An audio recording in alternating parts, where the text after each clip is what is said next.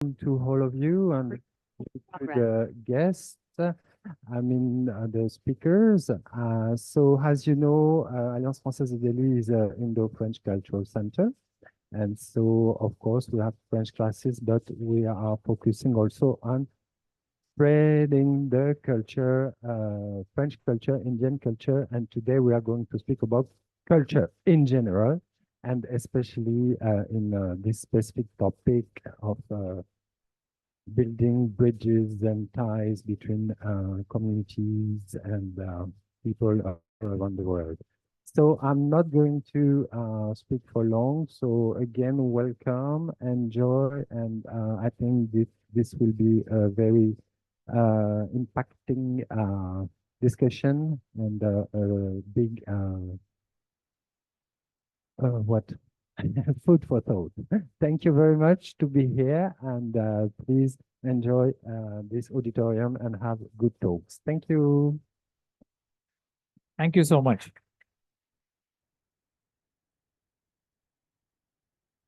Good evening, everyone. Welcome to Alliance Francaise. This has been a very interesting month. You know, Alliance is celebrating the Paris Olympics, which is, which have excited a lot of people. With India's participation, international participation, and Alliance has opened its doors to, the residents of Delhi to come and be part of the celebrations in Paris. And we are very grateful to the Institute for allowing us to, host this event here today. The event here today is, I think, is going to be a very important event on one of the most crucial topics in international geopolitics. So we are here, for the next 1.5 hours. We're going to have, very interesting discussions, sharing of experiences. But before that, I would like to invite on the stage Mr. Seppo Nurmi, the Charge d'Affaires of the European Union delegation to India, to officially begin the proceeding. Thank you.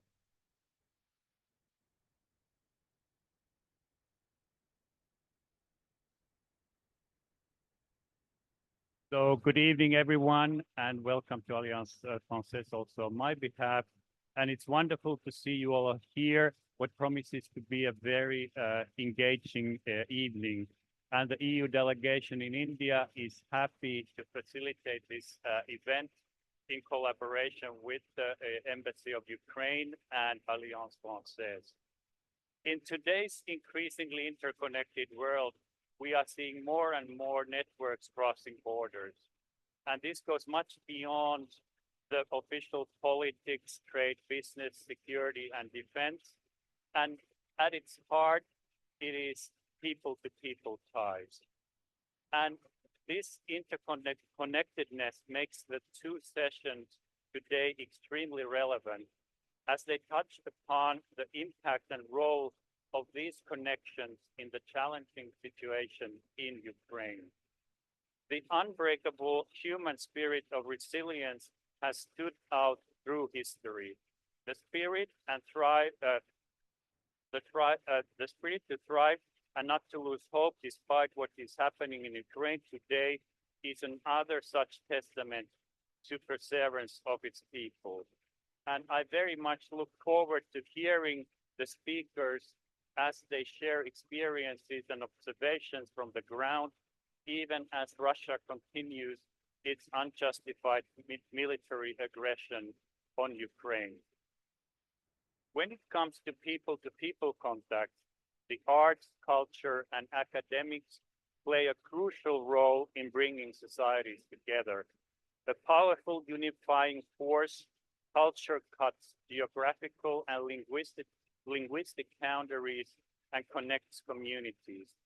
And not just that, culture is also a dynamic medium for highlighting and starting conversations around contemporary issues, events, challenges, traditions, trends, and ideologies.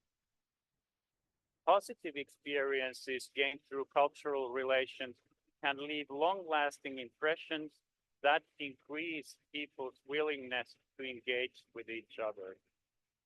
Last year, we explored one such cultural connect between Europe, Ukraine, and India through the festival Future Perfect, organized by the EU National Institutes of Culture, which allowed artists from Ukraine, Europe, and India to explore the nuances of each other's communities.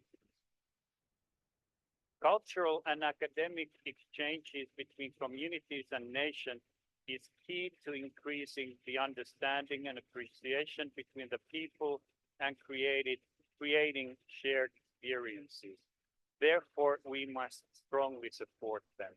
And now I would just like to leave the stage to Dr. Tehnaz, Mr. Bishan, Dr. Mridula, and Mr. Rudroneel to delve deeper into the topic of today. Have a wonderful evening. Thank you so much, Mr. Nouri.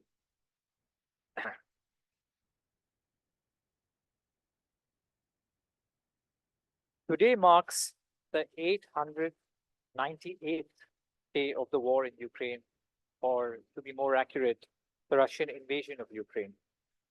The war has claimed the lives of an estimated 30,457 civilians and another 31,000 Ukrainian defenders as of February this year. Remember, these are just estimates. The real numbers could be much, much higher. There has been huge destruction of Ukrainian state infrastructure worth billions of dollars, unimaginable destruction to Ukrainian ecology, and massive psychological trauma to countless Ukrainians. But how do we make sense of this seemingly senseless war? The million-dollar question is, why did it all begin? And here I would like to quote, "Modern Ukraine was entirely created by Russia, more precisely Bolshevik Communist Russia," end quote. I again quote, "Ukraine never had a tradition of genuine statehood," end quote.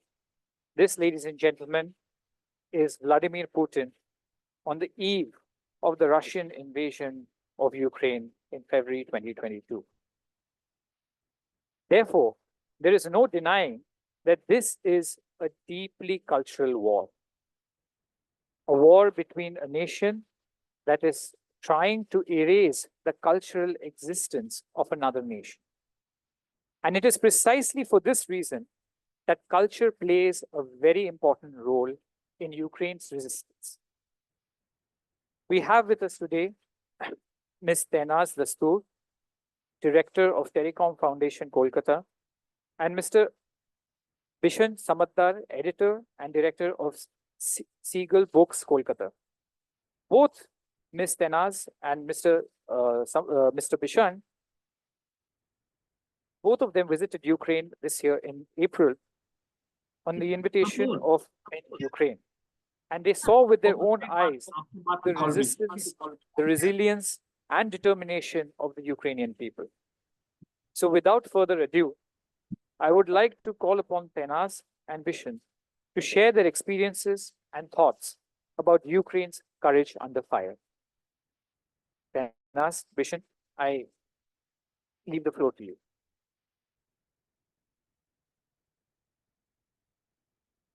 All right. Good evening, ladies and gentlemen. We'd like to thank Alliance Francaise Delhi for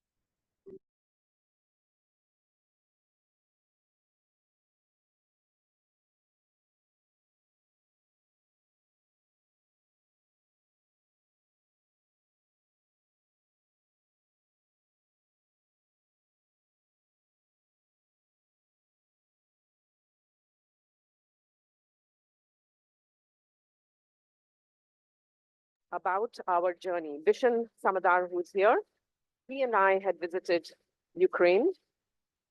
Just while they're taking a little time to set it up, let me give you a little story. We were on our way, and on our way back at 3 a.m., there was a problem with the in the Polish side with the fingerprinting machine. So Bishan was hauled out of the train and made to go walk across the train tracks, walk through another train, go into the station. And I believe he was there for several hours. And eventually the machine worked, the fingerprinting machine. And of course, he missed all our connecting trains. And then he was put into a bus by the Polish authorities, which was for the refugees, and sent to the airport. So that was one of the things when we were coming back. When we were going to Ukraine, of course, you know, there were all kinds of things going on. But what was surprising is that the entire train was full. They're full of people. And we wondered if because there was a war, why would people want to go back to Ukraine? They were out, they were free. But what this told us is that the youth in Ukraine are extremely resilient. They are very, very conscious of their motherland, of their duty to their country, and they wanted to go back. We had several conversations with people on the various train stations when the train had stopped, and they definitely seemed to want to make a difference. So this is one of the things that we found that was very interesting. Yes, certainly. Can you hear me? Yeah, okay, thanks. Yes, thanks, Tehnaz. It was really a great honor to be able to visit Ukraine with Tehnaz, although under such difficult circumstances.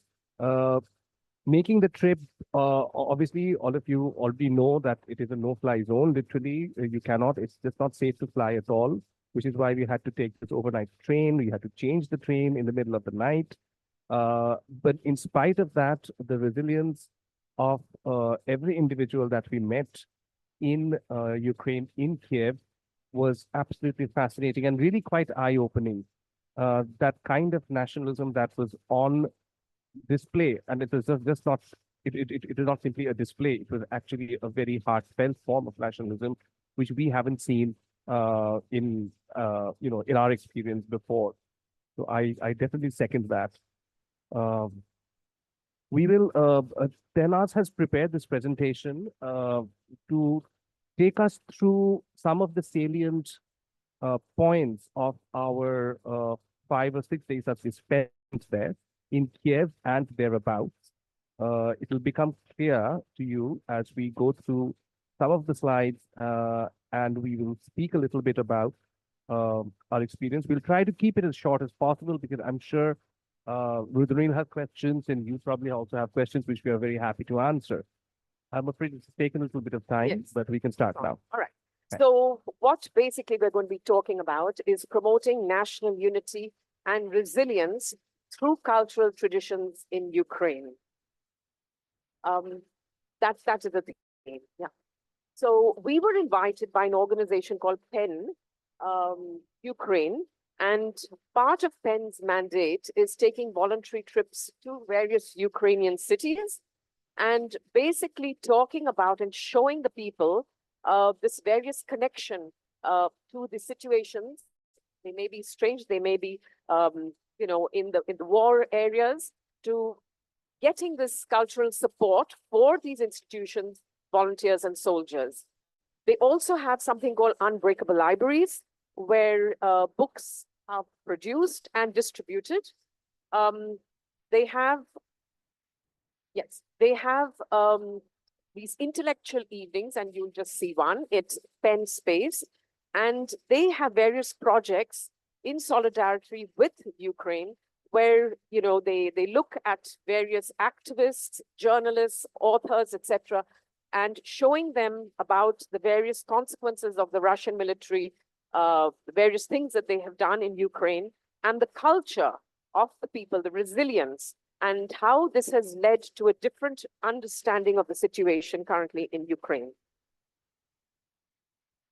Okay, so why is this culture so important, right? So culture can be anything from, we're talking about whether it's drama, literary, plays, movies, we're talking about photography, basic norms in society, laws.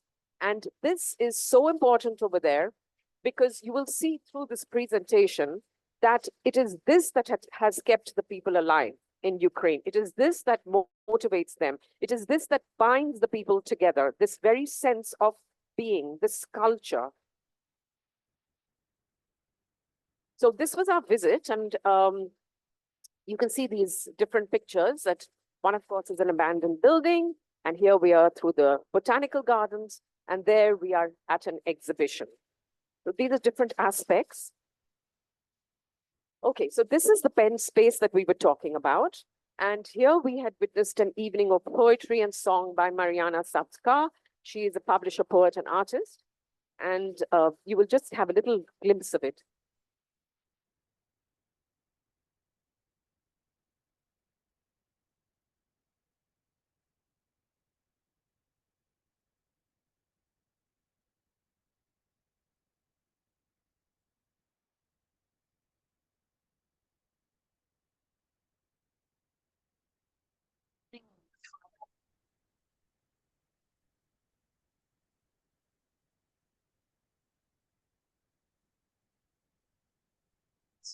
Right, so let's move on.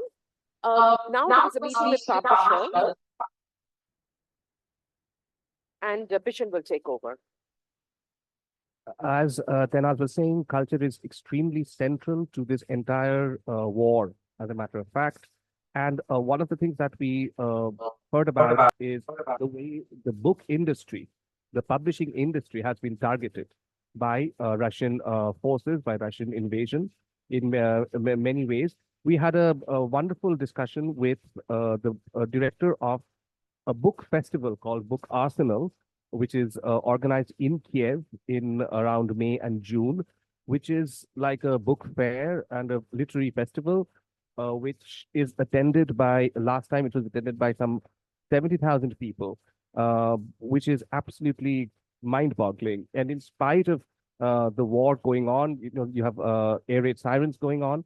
So we met that person, you can see her here, Yulia. We also met one of the representatives of the Ukrainian Institute, which promotes Ukrainian literature abroad. Okay. Right. So now, one of the things that we witnessed over here was this Holodomor Museum. And this was about the genocide in 1932-33. Now, what was this about? You'll hear the director of this museum talking about this. But basically, I'm not sure if you know, but in Bengal, we witnessed a famine in 1943, which was man-made. Winston Churchill basically decided now he's going to move the grain, etc., which was from Bengal to the troops, to his troops on the war front. And there was a terrible, terrible genocide and famine. And it was a similar thing here during the Soviet era, where they believed that collectivization was the right way to go. So they moved all the farm machinery, and then they decided that they were going to reallocate, because as you may know, Ukraine is the breadbasket of Europe. And you will see later on that it was anyway, one of the biggest grain producing places in all of Europe. So she's going to speak now.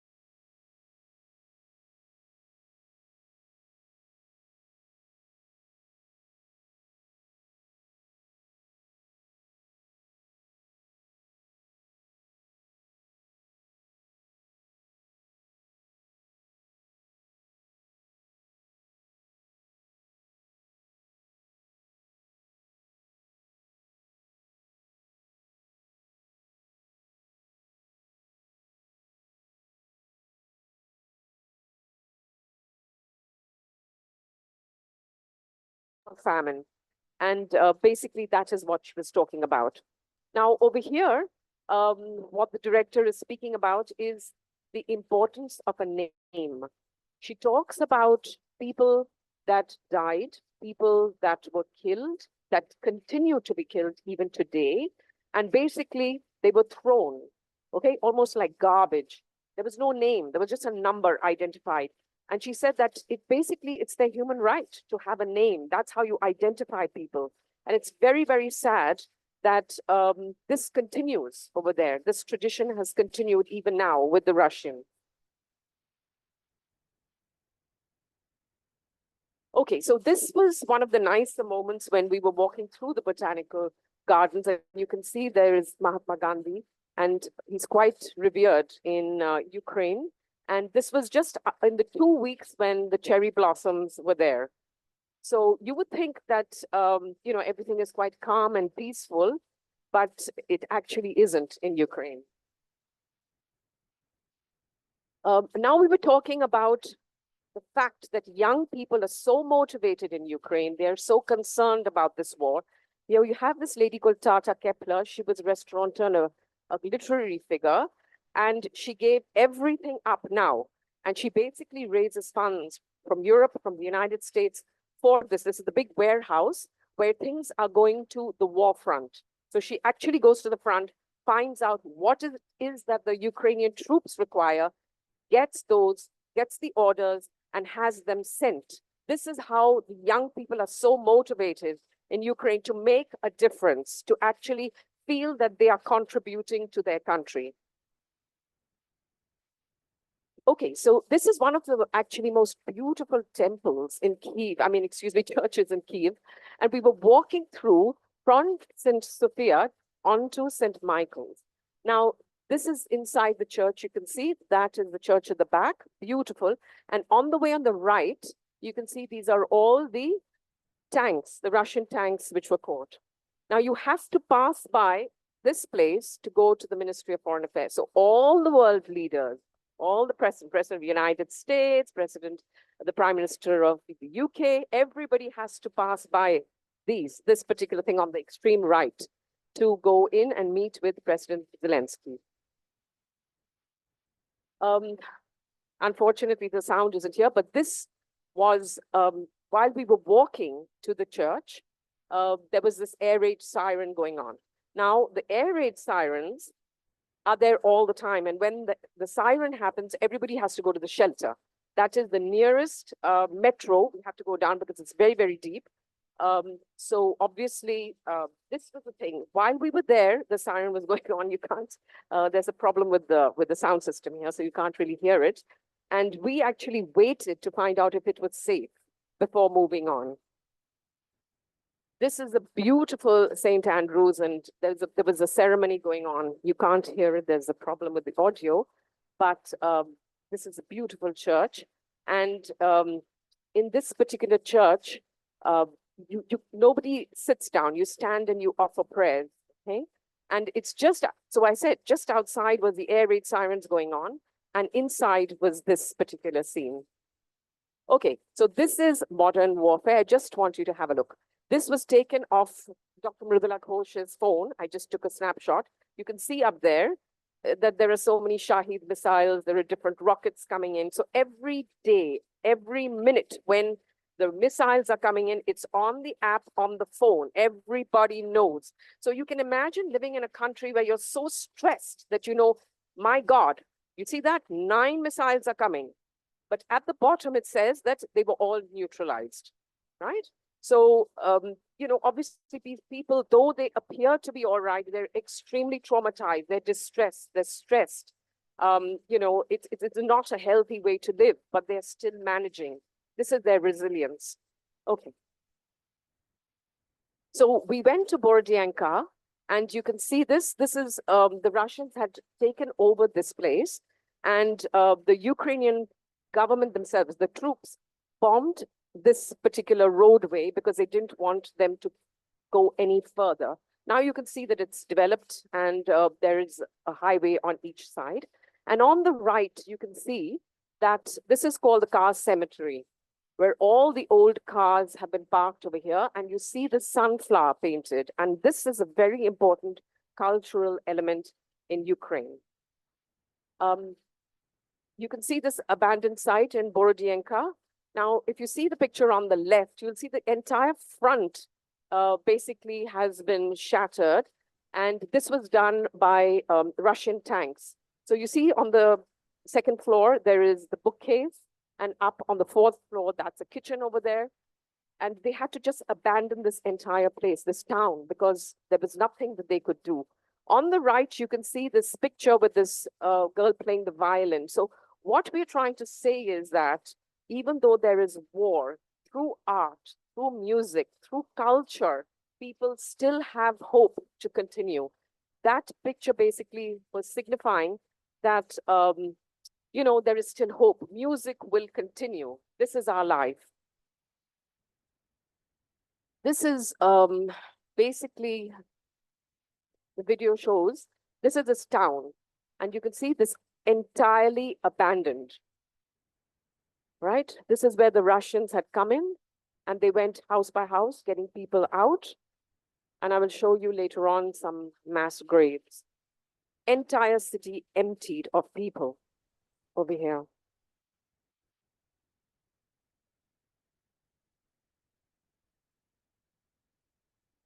All right, so we were talking about culture. Why is it important? Okay, so this is a cultural icon in their country, a gentleman called Taras Shevchenko, and this is in Borodianka. Now, you can see, why would anyone decide to shoot up the bust of a cultural icon, if not to let you know that your culture doesn't matter? We can do what we want to you. So you will see a bullet hole right up there. There's one at the back, and there's another one in the center. 3 bullet holes put through his head. And it is really, really upsetting for them. And the only analogy that I could think, since 3 of us are from the same place, from Bengal, is if, you know, one took, did the same thing to, let's say, a statue of Rabindranath Tagore, okay? That to say that Tagore doesn't matter. You know, Tagore is a huge icon. So if you say Tagore doesn't matter, then what are you saying? The national anthem of the country doesn't matter, right? Because he was the author of the national anthem. So you're basically trying to negate somebody else's life, negate their culture, negate everything about them, to say, no, you are like Russians. Ukrainians are Russian. That's what they tell them. They've taken over the Crimea and they say, no, no, no, speaking your language. Nobody is to speak Ukrainian. Everybody is to speak Russian. After all, you are Russian. Okay, so imagine in the last 10 years, all the children born over there in the Ukraine, they haven't spoken any, I mean, in Crimea, they don't speak Ukrainian because this is what is taught to them. Now, this was a picture which I was showing you, talking about the sunflowers, talking about the stalks. And the sunflower is a national flower and a symbol of resistance. So every time you see this, whether you see it on abandoned cars, they are showing that this is our resistance through art. And the stalk is a symbol of peace and humanitarian effort to say, listen, okay, this is our resistance, this is peace, and we will have our country back one day. This is through art that they express themselves. Now, on the way to Bucha, this was, you can see up here, these are the mass body bags, okay? People just thrown in, no name, nothing. So their kin basically have no resolution. Where is my father? Where is my child? Where can I find them? There's no name, there's no nothing. Mass graves just thrown inside. This church over here basically had a photo exhibition, not only of this, but of other scenes too. And you can see now the Ukrainian authorities are basically getting all these people, doing DNA identification. And if you go to the next slide, this is where they have now been buried, okay, with their names. And so people can come basically and pay their respects to them. Okay, we went to the school in Yahidni where the children and their parents were held captive for a month. Now, can you see that 19? Okay, that's 19 people over here in this room, this side room, of which 9 were children. Okay, see this tiny little room? And they were there, they were under the ground, there's no windows, there's nothing because this is the basement. They weren't allowed to get fresh air for the entire month. The Russian troops were on the floor above. So we were going through all this, and you see, those are the journalists over there, horrified at the tales that we were being told. Mothers weren't allowed to feed their children. There was nothing. They were so sick. No doctors were allowed to come in. And this was not only one room, the entire basement. There were hundreds of people cramped up over here for a month. And they were told that the only way that you can get out is if you sing the Russian national anthem.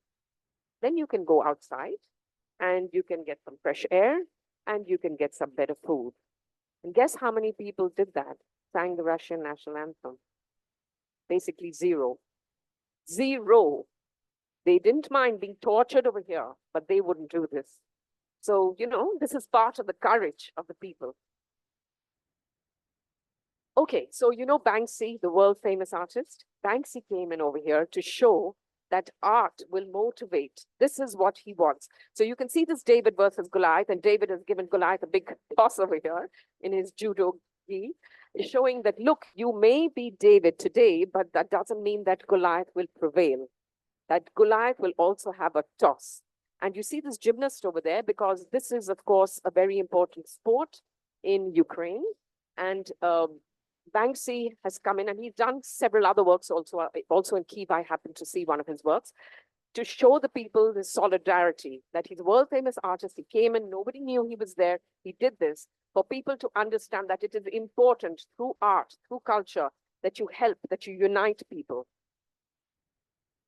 Now, we had the good fortune of going to this exhibition by Alla Horska. Who is Alla Horska? She was an artist. She has fabulous murals. They've been destroyed because of the Russian occupation. But the organizers managed to get at least over 100 of her artworks. And this is President Zelensky, what he has said, that the Soviet authorities destroyed her works. The artist was summoned for interrogation by the KGB, and she was expelled from the Union of Artists. Now, when you get expelled from the Union of Artists in the old days, that means you cannot go to any art exhibitions, you have no art materials, you basically cannot have anything to do with art. They pulled it, they made it impossible for her to work. And eventually, she was murdered because, you know, she spoke out against the Soviet regime. So why is it now important in Ukraine to have these kinds of exhibitions? It's important because they want to show the Ukrainians that, look, this is what happened. Let's keep this in our collective memory. When you oppose, you will get deposed. So let's understand this and let's continue to support our cause. Otherwise, this is what is going to happen. Also through drawings. Now, I talked about the Crimean. So we visited the mission of the president of Ukraine in this autonomous Republic of Crimea. And you see, these are the Crimean Tatars. They're basically Muslims, and there are very strict laws against them by the Russians. You know, the Russians have occupied the Crimea, right? So first and foremost, no speaking Russian. No speaking Ukrainian, only Russian. Textbooks have been purged. All the Russian books have come in. The Russians basically have increased the population over there by almost half the number of people that have brought in from Russia. So all the administrators, school, police, military personnel in this part of occupied Ukraine are Russians, right? So the topics which will be discussed have to be pre-approved. Textbooks which haven't been approved are not allowed in this place. And much worse than this, that this Russian playbook, as you know, from Afghanistan, they have lifted over 50,000 children, got them moved to Russia and adopted by Russian families, right? So now what has happened is that those children are finding it extremely hard when the authorities go to Russia and try to get the children back. They have a huge adjustment problem because they've been brainwashed by the Russian authorities. So we went to this psychological trauma center, and you know, we were told that these children that have come back have an extremely hard time now dealing with their present situation. One of the boys that was interviewed by the psychologist, basically he told his mother, but the Russians are here to protect us, right? So why is it so bad? Why don't we go and live in the occupied place? Why have you brought me back here? He just couldn't understand this because he's young and, he just happened to be in that part of Ukraine, vacation to his grandparents' place when Russia occupied. So it took a long time for him to be repatriated to Ukraine. There was this other girl that was so traumatized that she has great separation anxiety from her mother. And when the mother goes to the toilet, she'll sit outside and keep knocking at the door and said, "Mommy, you're going to come out, right? You're going to come out," because she is so scared that she will again be separated. These are the kinds of psychological trauma that the children are facing over there. And luckily, we have wonderful centers that go out, not only in Kyiv, but they go out to the areas where children have come back and try to get them reintegrated with their families. So we were talking about Ukraine. We were talking about the wonderful food that they have there, the bread basket. And these are some of the kinds, this is borscht, of course, in the center, the wonderful meals that we shared over there with our hosts, Penn Ukraine faculty and people. And it was really great to find out. Now, this is not just special restaurants, but even in the districts when we had gone out, we got some absolutely fabulous food. So it is through food, it is through music, it is through art, through painting, through all these various forms of culture that has kept the spirits alive in Ukraine. And this is some of the other meal. The one on the extreme right, if you see the kebabs, that is a typical Crimean Tatar meal, which we had. And of course, you can see the wonderful berries and fruit and, other meats over here. And we thought that we would end this not by just saying thank you, but by saying that Kyiv, we stood before this, we said Kyiv is waiting for you after the victory, which is really important, people, that we should have hope. This is a kind of thing that the future is here in Kyiv, in Ukraine, once they are victorious. And I think they're extremely upbeat about this. And they really, really appreciate all the support from the EU, from the US, from their allies in the effort that is going on over there. So thank you.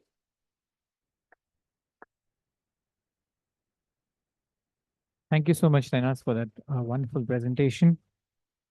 So, this has been a great presentation in terms of highlighting not just the cultural elements in Ukraine, but also the role that they are playing in keeping their resistance going. So, in that context, I would like to ask you or Bishan, like whoever is comfortable answering this, what do you think is, and I mean, since you were there and you interacted with so many Ukrainians, what do you think is the Ukrainian perception of India? Of course, they are very grateful to the European Union, the US, for all the support that they're receiving, because of the war. But what is their perception of India? Very important question, because we did get asked by many Ukrainians, especially at the discussion that we had at the Penn Center, Penn Space, about how can we make the relationship between India and Ukraine stronger. We had to do a lot of explanation about our India's historical relationship with Russia and the past, which they're aware of course. India, they see India as a very important country, and they would definitely want India to be an ally. So they were very curious to know what Indian people think about Ukraine and how that can be instrumental in building stronger ties with India. Of course, there is one relationship that exists, which is about education.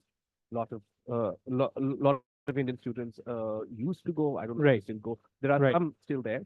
So that was one. But of course, many more cultural exchanges can happen, and which is why our trip was, I think, so important.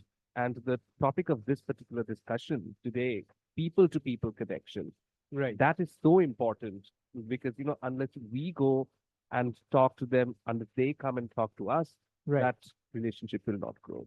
Right. So then let me ask you that, in terms of, understanding between India and Ukraine, it would be, I think, a fair comment to make that, there is a gulf in understanding and knowing about each other. Uh, both from the Indian side and also from the Ukrainian side. So, why do you think this gulf exists, and what can be done to mitigate this gulf? Maybe you can answer that. Well, one of the things I do think, to get more journalists, to get more intellectuals, thought leaders, as you said, the people-to-people exchange would then open up people's eyes as to what is really happening in Ukraine. And it's just unimaginable. I mean, even the journey going in, as he said, it's a no-fly zone. So people, every time the train goes, everybody's passports are collected. And, if they find, there were 3 Indians and we were asked for our passports and made to get out at 2 o'clock in the morning, get out of the train, walk through the tracks, get into another empty train, walk there. This is 2 in the morning and it's about 0 degrees. Going into the border guard's place and there was nothing. Then they just kept our passports and they were stamping all those hundreds of passports and then going back. So, it's not a normal situation over there. And this is what I think people have to Right. experience. No, of course, there are challenges right now because of the war. But I think what I meant was that, in terms of, let's say, when it comes to Russian culture, for example. Now, Russian culture is well studied in India and across the world. Russian language, Russian history, everything. Why is it that we know so little about Ukrainian culture and Ukrainian history? Because the Soviet regime did not want us to know about it.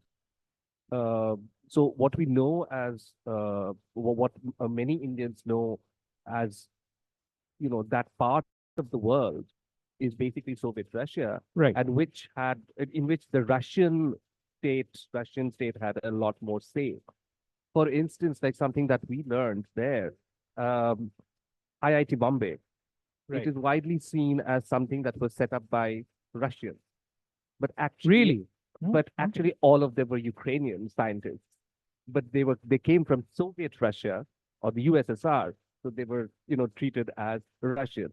So I think that is one major problem with the history that we have. And that can be overcome through these kinds of exchanges. Right. In terms of cultural elements, like, during your trip, did you find any everyday cultural elements that could have resonance here in India? Some similarities, that can be, let's say, the seeds of commonality between India and Ukraine? Well, just like in India, we have such a love for music and song and, drama. They too have the same thing, and you'd be quite surprised, that. Are Indian movies at all popular in Ukraine? Yeah, Mridula Ghosh will be better Okay. able to answer that kind of question. Okay. But definitely the Ukrainians do know about India, I think, much more than we know about Ukraine. Because you see, it was Right. commonly thought the Soviet bloc, right? One didn't say Ukraine, Hungary, Czech Republic, it was the Soviet bloc. And in our minds, it's kind of a strange thing to think about this. Now, I have to say something here. I think the Ukrainians were really shocked in 2014 when Russia invaded Ukraine. And I'll tell you why. Because for them, Russia was like their protector. It was always part of that bloc of countries. So for them, that their protector now is attacking them, it just seemed, unbelievable, unthinkable to them in 2014. Of course, now 10 years have gone by, and you still hear people saying that, we just cannot believe this invasion. We cannot believe that they're going through with it day on day.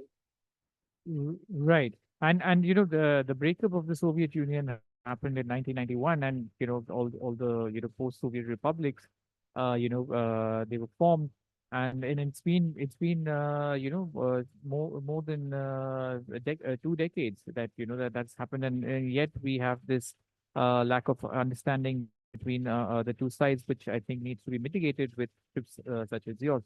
So I would like to throw the floor open to questions from the audience. If anyone has any questions for Tehnaz and Bishan, please. Yeah, I think Vladimir will come to you with the mic. Yeah.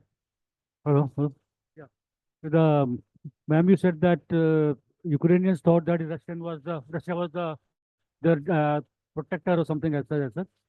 Then in that case, then why did they think of joining European Union? Why was that as such? Why they like to join European Union? Why do they want to join the European Union or NATO? So Net- basically, NATO the, rather, que yeah, the rather, question is that if they thought in 2014 that Russia was the protector and they were shocked that Russia actually attacked them, why did they want to join NATO? Sorry, European Union and Okay, NATO. yeah, all right. So what I meant by saying their protector is that historically, Russia, the overarching, the Soviet Union, right, which Ukraine was a part of, was the protector, was their like big brother. And they could not, yes, now they wanted to assert their independence.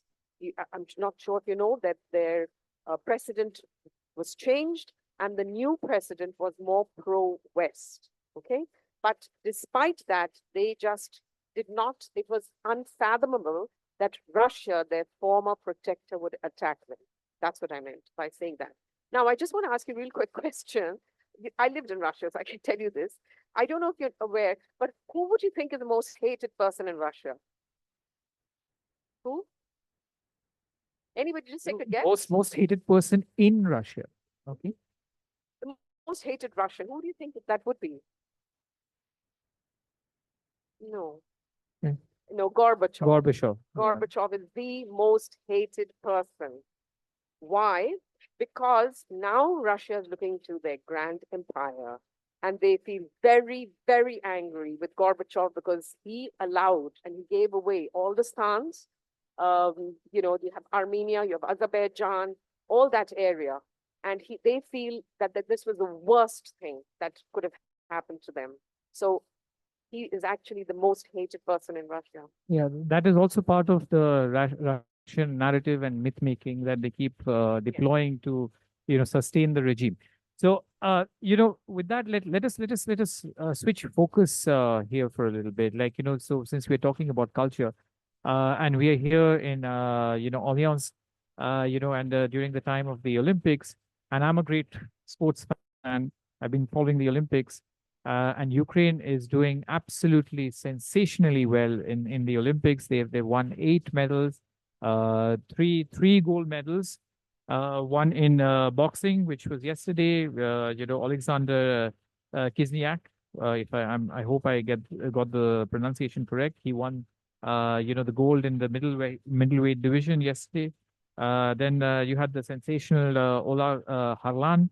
The fencer. In fact, when we were setting up for the event today, there was a fencing demonstration here, and so Ola Harlan actually won 2 medals in this Olympics. She won bronze and the gold in the team event, and of course you had the 22-year-old Yaroslava Mahuchik. She won gold in high jump. She is absolutely fabulous. She won, not just the Olympic gold. She has won everything there is to win. She's the European champion. She's the world record holder. She's like a legend, really. And just to kind of imagine that these are Ukrainian athletes who are participating in the Olympics despite the war, despite all the devastation, destruction. They have been training and training hard to represent their country in the Olympics and winning. So it is spectacular. So with that, actually, I would like to go over to our fellow panelists today, Mridula Ghosh, who's joining us directly from Kyiv.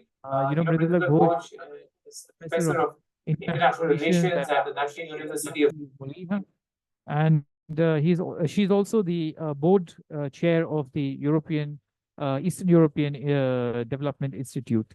Dr. Ghosh, I hope you can hear me. Dr. Yes, I Ghosh? do hear you. Do you hear me? Welcome, Dr. Ghosh. So we were just talking about, Ukraine's fabulous performance at the Olympics, and we are here in Alliance where they are celebrating the spirit of the Paris Games, and we were talking about Yaroslava Mahushi, who incredibly again won the gold in the high jump at the Olympics. And we were having a discussion earlier that how she's become a legend in Ukraine despite the war and everything. Winning the gold in the Olympics is mind blowing. So over to you, Dr. Ghosh. Hello, greetings to everyone from Kyiv. Yes, I'm sitting in Kyiv, that place which is experiencing, as the host told us, 898 days of the war. And if I start telling you about all these, we will not finish until the morning. So I made a small presentation which I would draw your attention to. And I hope you see the screen now. Can you see the screen now? Yes. Yes. We see the screen. Thank you. Yes, Okay. Dr. Ghosh, we can see the screen. Yeah.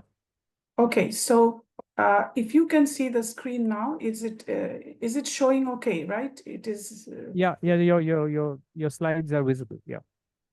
Okay, so what I want to say now is I would talk about this journey of Ukraine as the Ukrainian Satyagraha. Why do I say this? I started pondering a lot over this because I've been living here for almost 4 decades. Bigger part of my life has been here than in any other country of the world, including my own country. So there's a lot of information that I'm ready to share. I also traveled all over the Soviet Union, all the republics, in fact, during the days of perestroika, because I saw Gorbachev come and go. So that's a big piece of history. But in this journey of Ukraine, it is the truth that is being revealed. The truth of history, the truth of memory, and the truth of identity. Now, going back to what Rudroneel has mentioned is about the Olympics, I would draw your attention to a very sad fact that until today, we don't know, but 478 sports persons have been killed in this war. So I could not put 487 pictures of all those beautiful souls, but some of them you can see, and among them a world and European champion of powerlifting. Then you have a lot of different other sports. And you see rhythmic gymnastics, Daria Kudel. She is just 20 years old, and she will not be, we will not see her anymore. So all these 487 angels of sports have perished. And I would like you to keep them in your prayers. Mahuchik said the thing that, holding her gold medal, that this is a good gold for us, but at the same time, we cannot forget all those friends who we have lost and all those who are dying and giving their lives every day. This is just another picture that I want to show you. On the left side, this person with an artificial leg is called Artem Groth. He is the Jiu-Jitsu champion, and he is seen with an Indian. The Indian is Nagendra Parashar, a good friend of mine. He set up the prosthetic company in Ukraine. And he lost his leg in the war, Artem. And on the right side, you see, this is a shot from the very horrible scenes after 8th of July, the missile strikes destroyed part of the children's hospital in Okhmadit. This same Artem, with his artificial leg, went there to clean the rubbles, together with his friends. So these are the pictures that you see every day. It is not just about, about healthy people with resilience, people who need to rest, people who are not, who have lost limbs, they are still getting up and fighting and helping. this is very important, but the picture also tells us another story. The story that reveals is what can happen when you have people-to-people contact. Nagender's life is an example also. You know, all of us living in Ukraine from India, we are basically, I would not boast, but we are examples of this people-to-people contacts, because we have our circle of friends here, we have our circle of friends in India, and we connect. So there is a lot of these informal engagements that happen day by day. And these things need to increase, because nevertheless, what the, notwithstanding what the mainstream media has been promoting in some parts, the Russian narratives or the dominant narrative, which is supported by part of the Indian elite, that, oh, it's a Russia versus West war. Ukraine was very much under the sphere of influence of Russia. I will not go into the details because my previous speakers have already said a bit about it. But this is that has to be broken. And, I would now shift my attention. So I would talk about a project. The project was conceived just after the full-scale invasion began. We started it long before, but formally with the support with other things, it started this year with the support of the International Renaissance Foundation. Now, there is something, life before and after the war. We have forgotten what was life before the war like. We always think that, in those old days, old times, the first attempt to bring together some intellectuals and discuss the dialogue concept of dialogue with Ukraine was attempted by the Ukrainian embassy in 2023 January. And it was about building bridges, which I had the honor to participate. Now, there are a lot of those things that were crystallized, and this project was developed to build some, bridges, not always by going and visiting each other, because that is also a logistical problem, you have to cross through third countries, and then you are having to enter a no-fly zone. And I would not go into the details of the trouble of going back and forth from India to Ukraine, and vice versa. It is difficult. Also, to get visa is also another problem. So you have to not one visa for 2 visas or 3 visas. It is not very important. So we can do it through the Zoom, because, during the pandemic and afterwards, we have had these experiences of video chats, of video talks, and we are crossing distances, bridging distances. If we can do that using modern technology, why not? So this project has been attempting to do precisely that. And we are engaging in multi-sector dialogue, revolving around various issues, memory, identity, culture, and also other like foreign policy and other issues. I'll just reflect on, show you one by one what we have been doing in in short. The 3 posters you see, the people are different. They look the same. Students and diaspora, we have started a dialogue. Ukrainian students and Indian students, they have a dialogue among each other. So this started in March, and we are continuing. We are doing student surveys, and the most active ones were here. You can see them on the screen. And this lady is from an organization called Unissued Diplomas, which is dedicated to students who died and were killed in the war. And so they did not get their diplomas issued. They had exhibitions in 46 countries, including in India. And she was very proud to say that she was in Hyderabad and other places, and they would come more to show that exhibition. It's a fantastic one. It comes from, by the way, the university I teach in. And we have 2 Indian medical students, Anurag and Soumya. So they are still here, and they are very much active, and they are helping. They are medical students, so they even help the wounded in the war. So in their hospitals, they are in a city called Vinnytsia. And this woman is a Miss Ukraine of 2022, and she went to India for the Miss World contest. And she got the award called Beauty with a Purpose. And she's a painter. She helps paint and sells her paintings and helps children who are displaced. And she's a very active student. She's still studying. Now, with all these diaspora, he's a doctor, this Alok Bansal. He won presidential award. He's a great orthopedic surgeon. And you have Ram Dange, who's an agribusiness person. Nagendra Parashar, you've seen in the previous slide.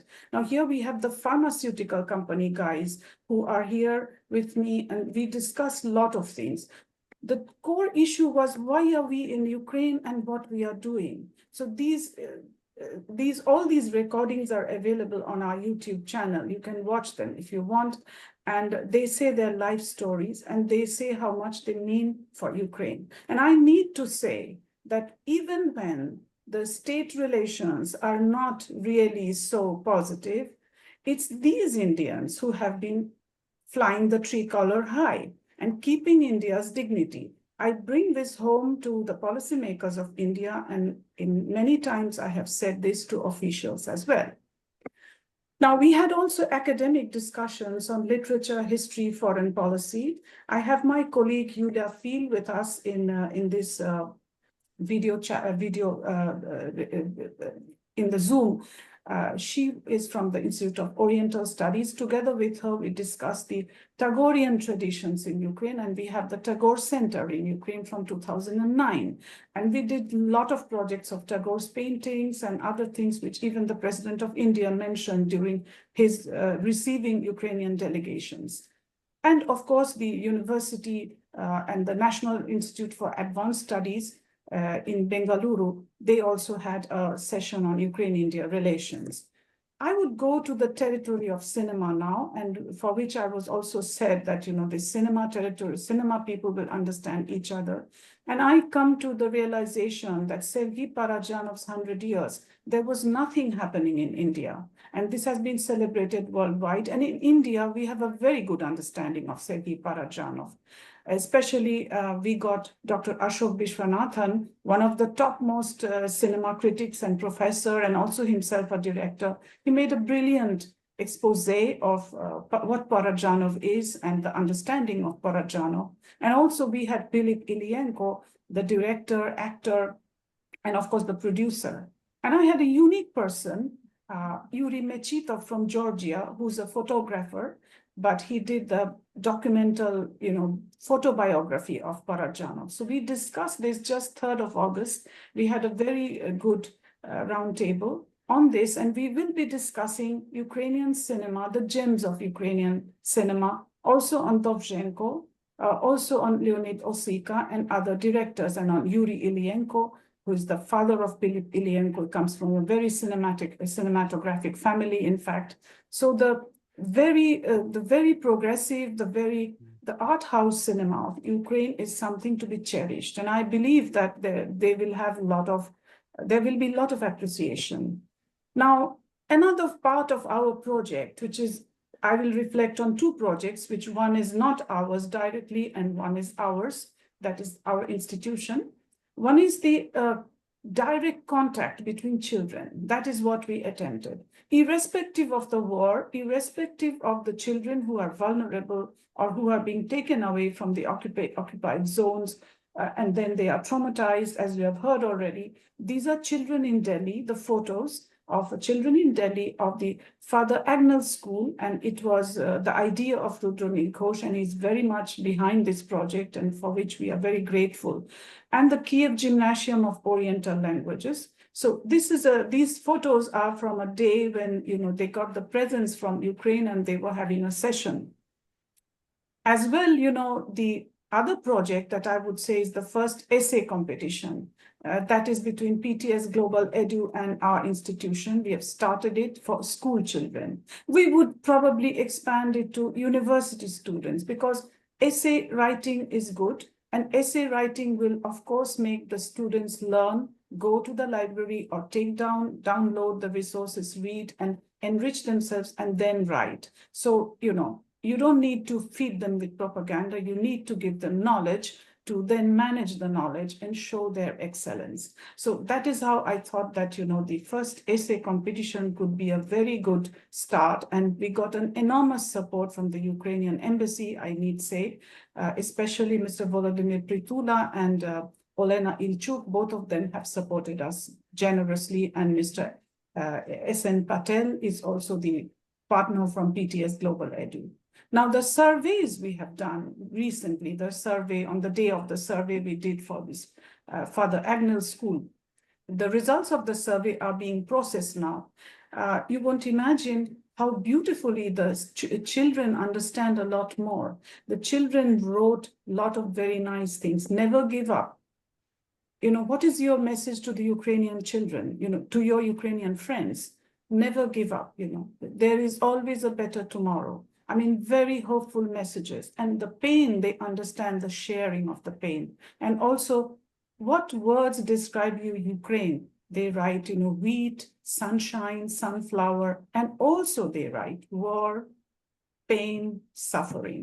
So children understand both sides. You know, we really felt a little bit careful about working with children, but they have proved to be the best, you know, in our project. That is something very good that we could do. I would not like to boast about it, but these projects are something we must cherish, and we must be spreading it to other, you know, cities of India. Now I will point out the literature. Yes, myself, I'm involved in literature translation for many years. I have 2 publications on classical literature of Ukraine, and I'm preparing one more on Taras Shevchenko, which will come out hopefully this year. But I still believe that more classical translations into other Indian languages need to be made, because Indian languages have been translated into Ukrainian. And also, while working in the archives, I found a lot of Bengali authors wrote about Taras Shevchenko, and I'm fascinated to see that there is one very good dramatist called Manmatha Roy, who in 1965 made a 1-act play about Taras Shevchenko, and which was played even. So, you know, maybe it can be revived. Now, for 30 years, Hindi is taught in the Kyiv University. Many people speak fluent Hindi, and one of the examples is our embassy colleague, Olena Ilchuk. And a lot of people also know Sanskrit, and they are even translating Sanskrit literature. So you can understand the depth of knowledge of India is there in Ukraine. Now we need to have also the modern poets, the modern literature being translated, which is being done. And also we have PEN Ukraine, Ukrainian Institute, and Ukrainian Institute of Books. These 3 institutions have certain programs. Funding is not provided by them. Limited funding is done by the Ukrainian Institute of Books, but I believe that the issue is not about funding. Of course, it is important, but the choice of the literature and to present it properly. And in each case, the publishers must be interested in it. You know, the publishers have a lot of load of work, but at the same time, if you are committed to Ukraine, if you want to do something for Ukraine, there should be some publication on Ukraine, about Ukraine, and Ukrainian literature in particular. Now, one of the things, the photo I here demonstrate is with Volodymyr Mridula and with the author of the book in Marathi language. In Pune, this was, you know, it was their own initiative. You know, sometimes people just take it and have their own initiative. They seek funding, they do their own job like we do in Ukraine. So, you know, they find out funds and they do it. So this was an excellent opportunity to get another, you know, example of, you know, how literature. I would tell about Mr. Nishit Tyagi, who also translated Ukrainian modern literature into Hindi, and one of the books he himself published. So these are efforts, you know, which I believe should be honored, you know, if it is time that it should be honored. Now, another territory, I don't want to go into it very deeply because it's an uncharted territory, that why don't we know about Ukraine, but we know about Russia? You look around in India, all the universities, you will see a lot of people know Russian, and you will see a lot of places with Russian studies, you know, but you will never find a place where you have Ukrainian studies, where you have Baltic studies, where you have Caucasus studies, where you have Central Asian studies. Very, very rare. I haven't seen any. So Ukrainian studies, but we do have Ukrainian studies in many universities of the West. Because the West supports them? No, it's not because of that. The richness of the literature is so important, because if you have a knowledge of Ukraine through literature, through history, you will never be able to ignore it. And you will not be, and Russian propaganda will never be able to influence you, no matter what. So The courses to be opened is another question that should be discussed between universities or, enthusiastic individuals, individual scientists. And of course, the language study. Now there are a lot of opportunities of studying Ukrainian language. And I have had recently one of our very good, interlocutors. He seems to have even sung the national anthem. He seems to have picked up certain words. I was fascinated. And little children also pick up languages very fast.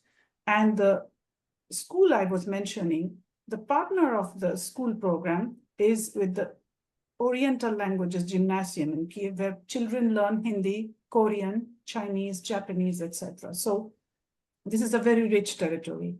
And of course, I needn't say about practicing Ukrainian dances, music, because we have here the Federation of Indian Dance in Ukraine, where we have 30 members, 30 big collectives. And there are very big festivals where 400 people participate. It happened before the pandemic. Unfortunately, due to the pandemic, we couldn't gather so many people. I'm one of the co-founders of that federation. And also learning the art of handicrafts, cuisine, these are supported by the embassy. But I think that this could be done more. And this is how we move on, to spread the culture, to talk about Ukraine. And of course, to understand Ukraine, you need to read about Ukraine from reliable sources, because I often see also people using different dubious sources.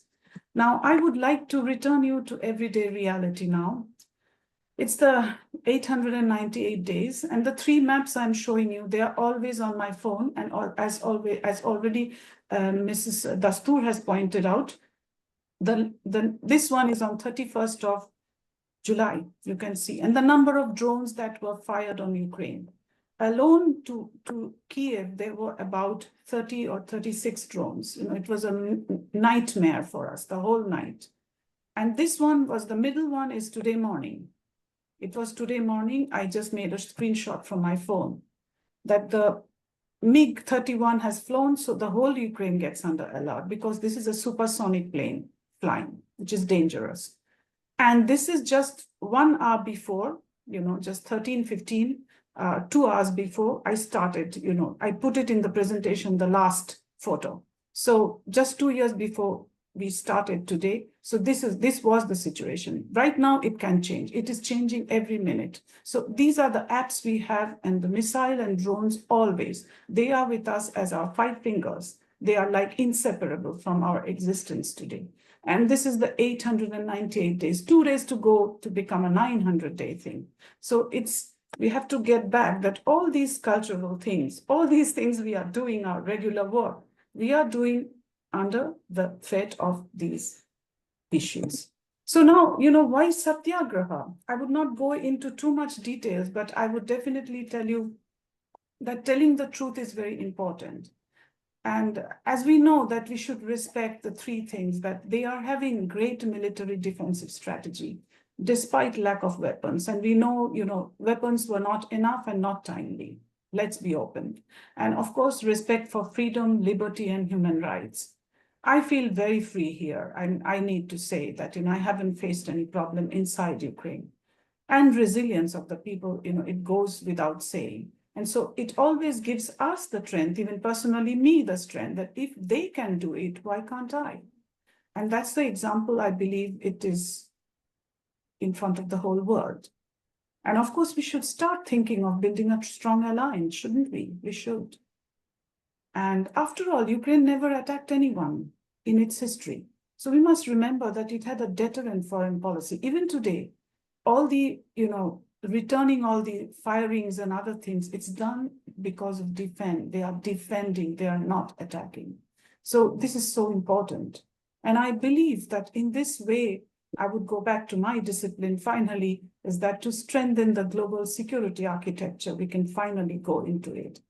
Now, I would like to make a small announcement, is that coming August 18, we will have a very good roundtable, which will include these people with us, our MP, Vadim Halaichuk, from Member of Parliament, and we will have Dr. Swasti Rao from India, myself, and I will have also Anastasia Pilyavsky from King's College London, and Olena Voddilovska, the head of the Department of National Institute for Strategic Studies, one of the top Indologists of Ukraine. So we will discuss India-Ukraine relations. And you might guess why, because we have the announcement that Prime Minister Narendra Modi is supposed to visit on the 23rd of August.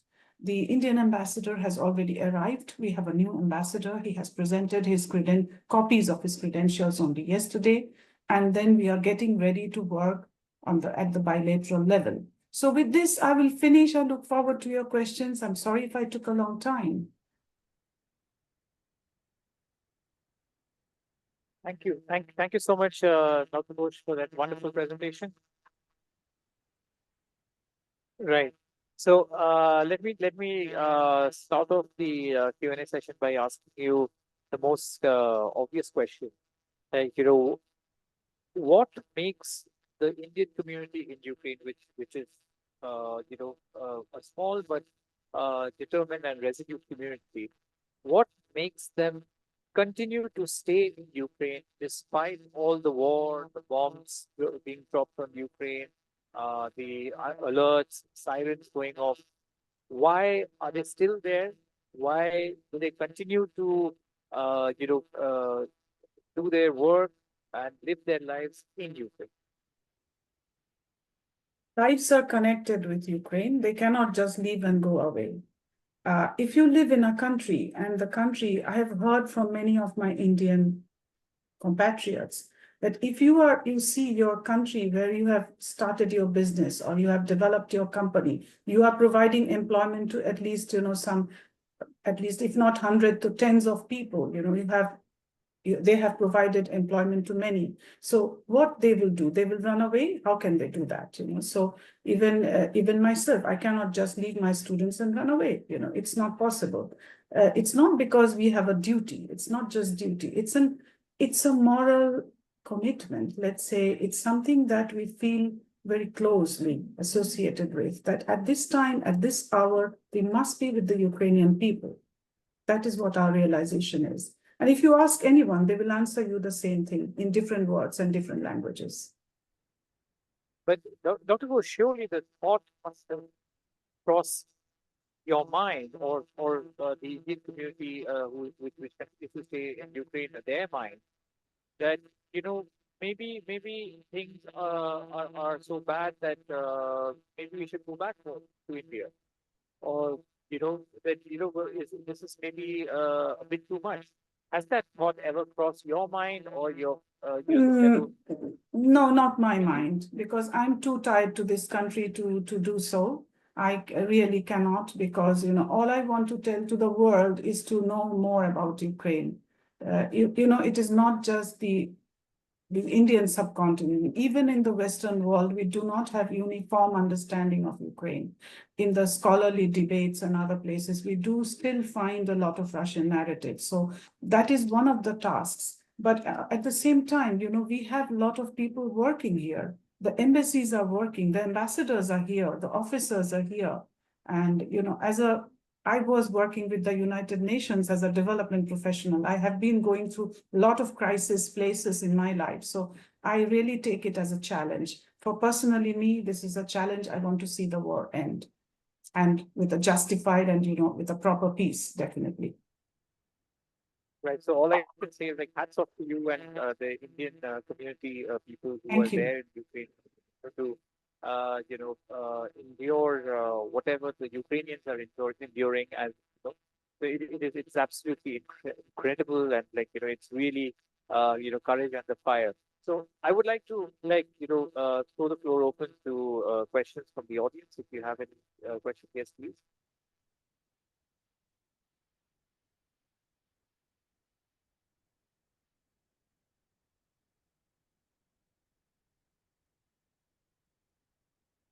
It was lovely presentation, I must say, all of you. And one thing I think we keep talking about. Can't hear, honestly. Could you please speak up? Yeah. Sure, sorry. Am I audible now? And here, Dr. Ghosh? Not clearly. Okay. Should I be louder? Maybe Yeah, Is yeah. that better? better. No, Yeah, it's all right. Okay. Perfect. So I was saying that as we keep discussing about the importance of culture and preserving it, right? It is important, but culture is important. And difficult times make us express our culture in more different ways. We have seen this, how Indian culture has evolved through art too, right? So while we say that, yes, art helps, music helps, it gives us hope, but that's happening in Ukraine. In India, how can we basically know more about that culture so that it can be practiced and preserved? Because just talking about a culture doesn't preserve it. Practicing it preserves a particular culture. So while we limit it to a country which is always suffering, how can we make sure as a country which, pride ourselves as a very cultural country in India, as India.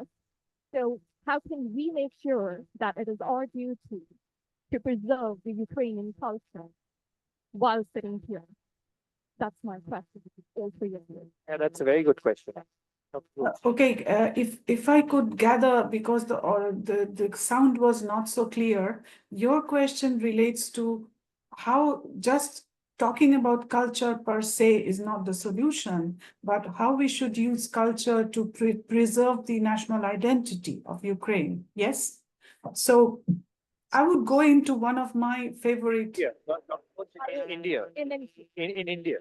In India. So while Yes, it's yes. happening in Ukraine, Yes, you have sparked a very interesting, the fire that is within me, because, I have been dealing with this issue. I've been nurturing it almost over the past decade. It is about the individual and totalitarian system vis-a-vis, how the individual spirit and the freedom of the individual has been suppressed by totalitarian systems.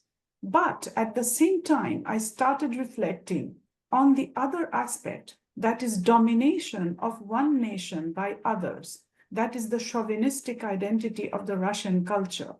Although I learned Russian academically, I'm quite okay with Russian, But then my life started like that. I started picking up Ukrainian. I realized that this is a very interesting language. This has no analogy. And as my predecessor said about the Holodomor, may I just draw your attention to the language issue of Bangla in our subcontinent.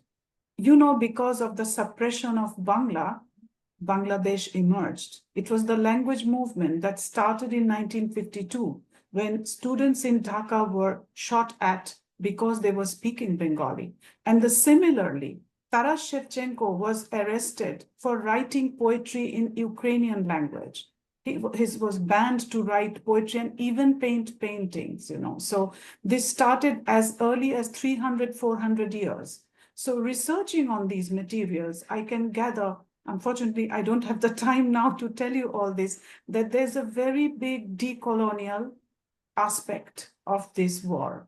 There is a very serious, soul searching that, we Indians should be understanding this very clearly. But we have gone through this in our history. We have had a history of colonization. So Ukraine's identity has been also colonized for centuries. It was not the same colonization that we had with the British. It was cultural assimilation and a different kind of colonization. It was not the similar. I, again, don't like to compare because of that. But the attitudinal aspects are very, very congruent. Did I answer your question, though? Yeah, that's right. So basically, the what Ukraine is going through right now is part of that decolonization process. Yes. That decolonization, that kind of remains as a leftover of history. Do we have any other questions from the audience? Yes, you gentlemen at the back. Yes.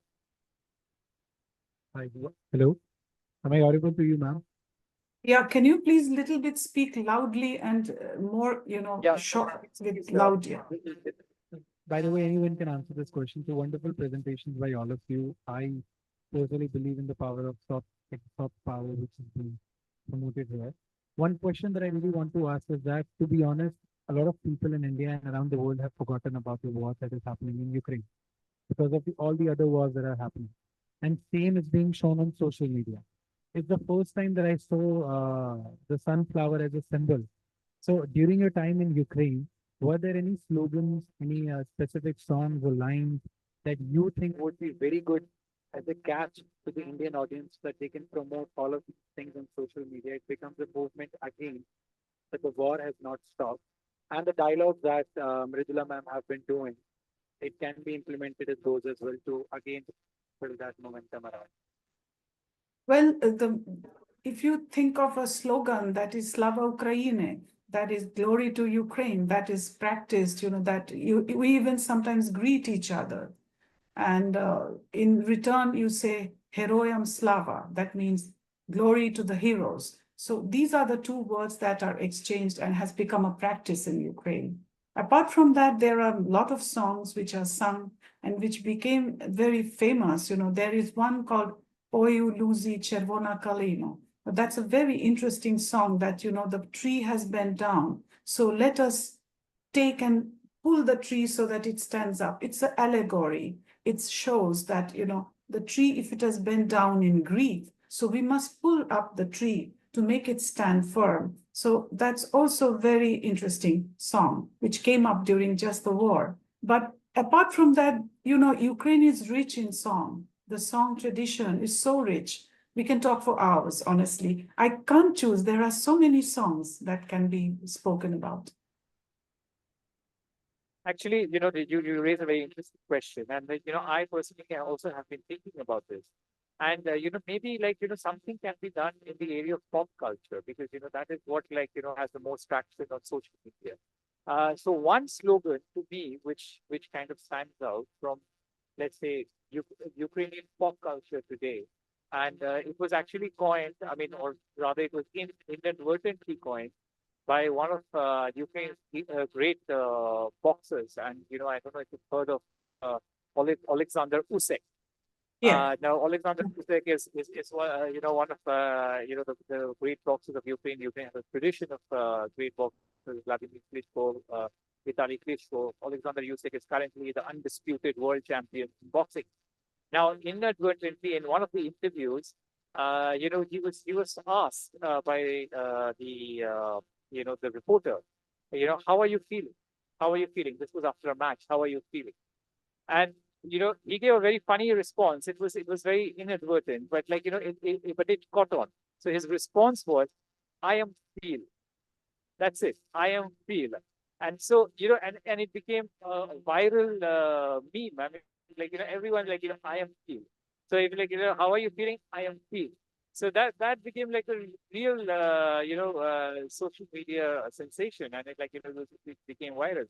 So something along those lines, okay, something from Ukraine that I think the modern generation, the young generation, they can associate with, and you can use that the I am feel in various contexts, I am feel. So that's just one example. Is there do we have any questions from from Zoom? There's a lot of people who have joined us. Let me look online. at the chat and say if I have thanks to all of us. Yes, I have thanks. But Yeah, India. so we have one question from Mr. Rahul Jain, who's saying that is that Ukraine prior to this war did not promote its culture enough for people in India to know about the glorious tradition that it has. The same question will apply to neighbors around countries which are powerful and hostile. So any one of you, Dr. Ghosh, Bishan, Tehnaz? Well, maybe if you want to answer, so, if my colleagues want to answer, maybe. Yeah, Dr. Ghosh, I think this one. Okay, let me read the question. Prior to this war, did not promote its culture enough for people in India. Well, excuse me. I would say it's not about Ukraine promoting. It's about the circumstantial situation. Ukraine was attacked, yes, it became important for Ukraine to know, to let the world know more.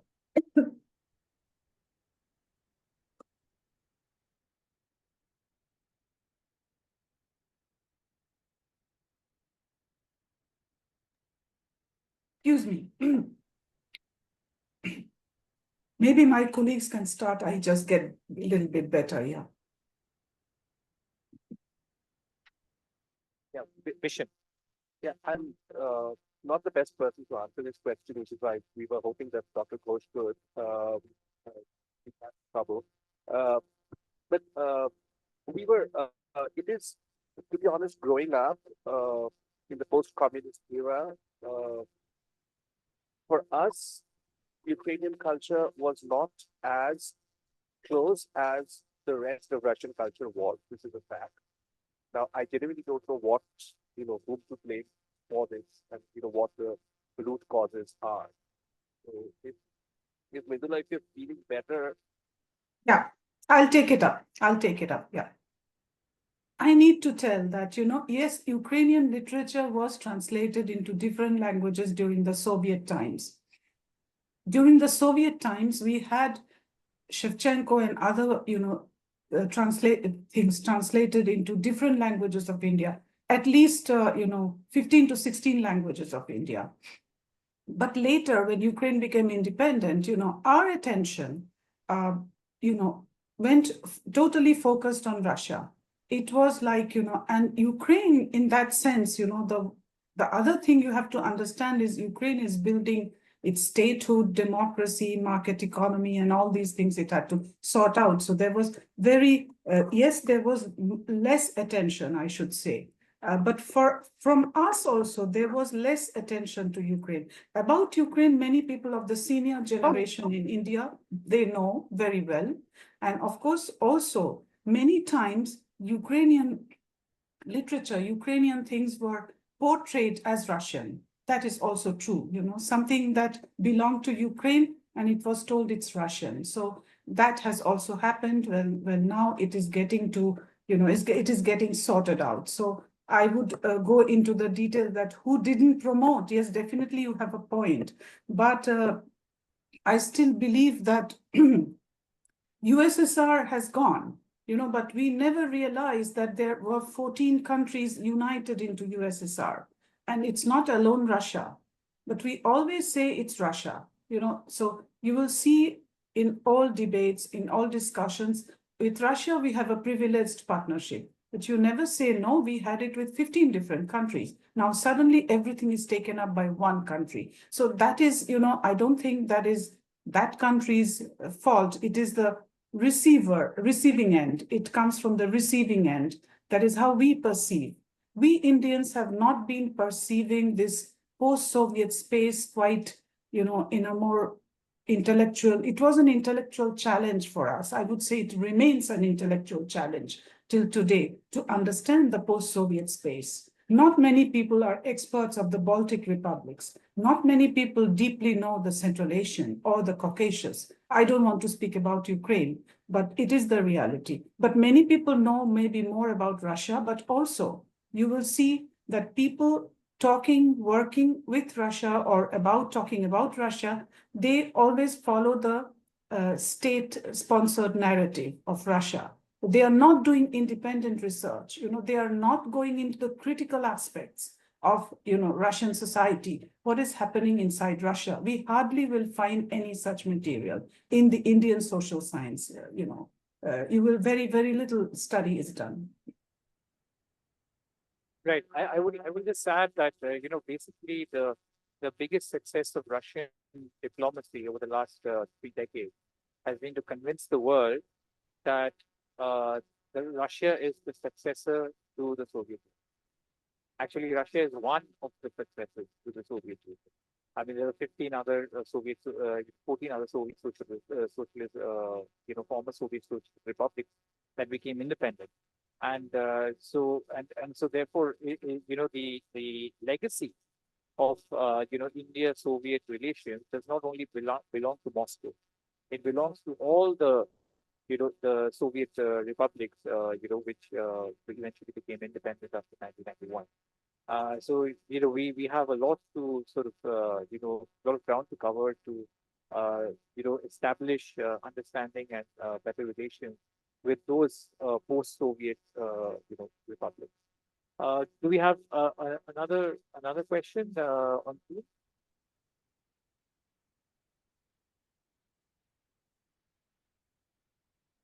Right. So I think again it's from Mr. Jain that is what I'm assuming this is what he's trying to ask, that is what is happening to Ukraine a warning for other countries which are surrounded by hostile, and I'm adding this, hostile and powerful neighbors. Well, to some extent, it's true. Like, for us Indians, it might not be so. I don't think there exists a threat from China as is perceived, and it is maybe. But as far as if you compare it like, this scenario, I don't like these comparisons personally. But if you think of that, then in that sense, smaller states, less powerful, as Rudroneel added, the word powerful is very important because then if the situation with, for example, Nepal, the situation with Bangladesh, the situation with Sri Lanka is very worrisome because, they are under the, influence or whatever of a powerful neighbor, one or more neighbors, So that is something that needs to be, remembered. And also, it depends on how the powerful neighbor behaves. It depends on the state behavior, the hostility or not, and also the cultural aggression.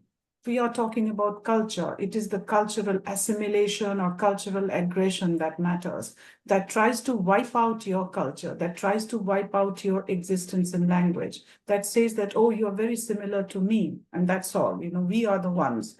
We are here. So that's the point. And I think it's about identity. It's also about memory politics. The memory politics is very important to revive the memory, to think of what happened in the past, and to have a good tradition of oral history.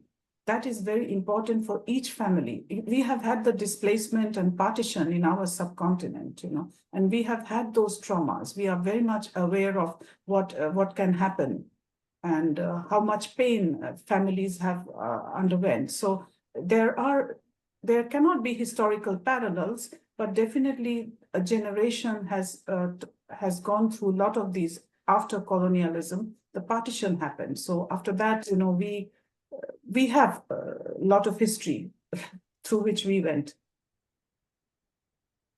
Right. And let's take one more question from the audience. Yeah. Gentleman at the back. Yeah.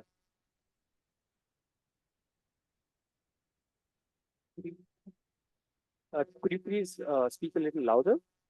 I would like to ask you about justifying what you just talked about. Elaborate on that.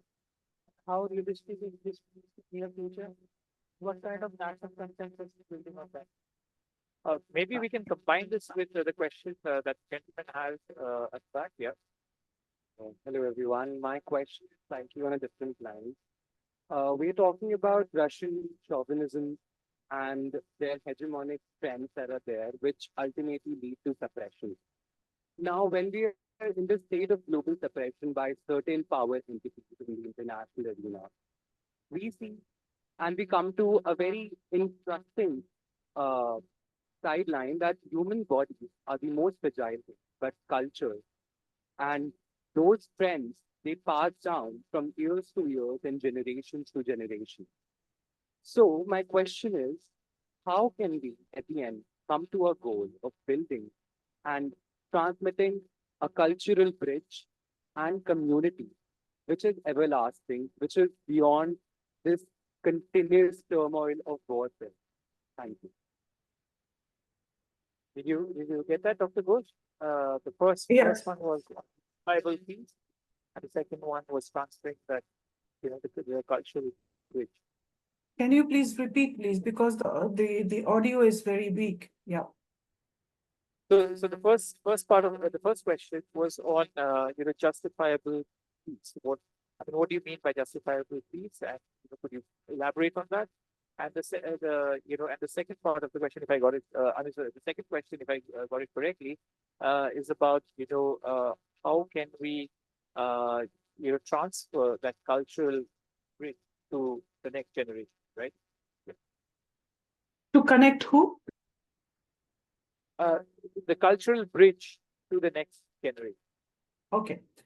Now about the first question is that, a just peace, let me put it this way, a just peace, a fair peace. What is that? That is maintaining Ukraine's territorial integrity and as per the Charter of the United Nations. That means that the all occupied territory should be vacated by Russia. Russia should leave and leave it at that. So that is the purpose of this war. This whole idea of fighting is that it is about people, it is about culture, it is about history, and therefore, no peace can be done when you have occupation. So this is what needs to be understood. Ukrainians will not accept that. That is one. And we have a 10-point peace plan by President Zelensky, which clearly mentions there should be just peace, what means, there should be absolute, there are elements like nuclear security, there are elements for, retribution, justice, that is the, after reparations and many other things are there. So it is that the genocide that Russia committed on Ukraine, on Ukrainians, should be addressed. So it's a package. It's not just, coming and, leaving and that's all, you forget about everything. What about the losses? What about the architectural destruction, the ecological destruction, the destruction of the destruction of all, cultural monuments. And of course, as someone writes, Vivek writes that it's 15 publishing houses were destroyed in Kharkiv alone, and books are being burnt and all that happening. So how do we look into those things? So a just peace has not just one, it's not just absence of war. It has a big component of many other, among others. And if I remember, the second question was, how do we transmit it to the next generation? Well, all wars being fought and won are lessons for the future generations. It has always been there. This has been the largest aggression on the territory of Europe after the Second World War, and it has shaken the security infrastructure of the whole of Europe. Europe had been a peaceful continent for decades until this war started. So, of course, I would also say the Yugoslav wars, they happened as a very terrible thing that happened. And I would also say that smaller things happened in Lithuania during the Soviet times and in Georgia. Georgia also, other things happened. And of course, the occupation in 2008 by Russia. All these things taken together, if we think that, the next generation of Ukrainians, definitely, what has happened as a result of the war is that if at all there were Ukrainians who were having some, different thoughts, but today they are united. This devastating war has united many Ukrainians who would otherwise might have, been on the different sides. But even Ukrainians who have relatives in Russia, they have a lot of, fights and a lot of quarrels with their relatives. It is very difficult. It's very traumatizing to see even Russians who are trying to support Ukraine are being jailed and are being, also suffering. So we must also look into that. Now, the next generation will be a different generation. The next generation in Ukraine will definitely understand the price of freedom. What is the high price they are paying for their freedom? And this is an example for all countries of the world to see. And of course, it's a very painful experience. And I believe this will strengthen the European Union in the future, because anything happens, it is in the borders of the European Union, and Ukraine is a candidate state for that matter. And it matters to Europe a lot. And so I believe that the whole of Europe will stand and help Ukraine. And as we know, in all European homes, we have the memory of the Second World War. and of course of the First World War. And, you know, children, grandchildren, they study, they understand. You have all kinds of memories and, you know, oral histories and different books. And memories are crystallized into publications, into films, into many things. And you know, the 21 Days in Mariupol, which won the Oscar. This, to start with, there have been already a lot of films that were made on this war. So, you know, I can talk endlessly about all the products that are coming up, which of course the future generation will be able to read, and the books that have been left by those authors who have been killed. And there are very good authors, and some of them were my friends who have been killed in this war. Right, thank you so much, Dr. Ghosh. This is a very, very interesting discussion, and like, you know, we can go on for hours. And unfortunately, we are running out of time. I would at this point like to thank Tehnaz, Bishan, Dr. Ghosh, Alliance for you know, hosting us here today. And you know, before we wrap up, you know, I would like to invite Mr. Artem Nosko, the Deputy Chief of Mission of the Ukrainian Embassy in India, to give us the vote of thanks, to deliver us rather the vote of thanks. And with that, we can wrap up. Mr. Nosko, over to you. Thank you. Thank you for the floor. So first of all, I would like to thank Tehnaz Dastoor for hosting this event and to the delegation for helping the arrangement. Tehnaz, Bishan, Dr. Ghosh, thank you for this wonderful presentation and for your great moderation. I can tell you that what you're doing is great. It's very brave. To live in Ukraine, to travel to Ukraine, it's a great job. It is bravery, true bravery. But what you're doing is very important because we read a lot about Ukraine today in the media. But thanks to your work, thanks to your experience, your eyes, your emotions, your interaction with Ukrainians, all this information becomes alive. So people see other people with their dreams, their emotions, their frustrations, their culture and heritage. So you're bridging people by these activities, by these actions. And it's really important because, as it was said today, there is a lot of misconception about Ukraine here in India as well. So I cannot but say that relation between Russia and Ukraine has never been like big brother and protector and small brother, because it was more like a metropolitan power and Poland. So Russia always wanted to place it more superior and make others believe that they are protected, that they're entitled to speak on behalf of people. And what we see today is just the legacy of these hundreds of years of Russia's efforts to cultivate this fear. So today you're giving opportunity for people to see to Ukraine with different eyes. We in embassy here, we're here for you. So first of all, thank you for everyone coming here, for spending time with us. We would be really happy to answer your question about Ukraine. Should you be interested to learn more about Ukraine, we definitely invite you to come to Ukraine after our victory. There is a proverb: you can bring a horse to water, but you cannot make it drink. So we are open. The entire country is open for India and for everyone around the world. We do appreciate what you are doing to help Ukraine, to help Ukrainian people. And it's very important that we reach and do this people-to-people contact already now. Even during this war, when people are focused on war, they are already right, that was said. And definitely after the war, there will be flourishing. And I can assure you that India, Ukraine, is regarded as the land of some magic, some unbelievable thing and rich heritage.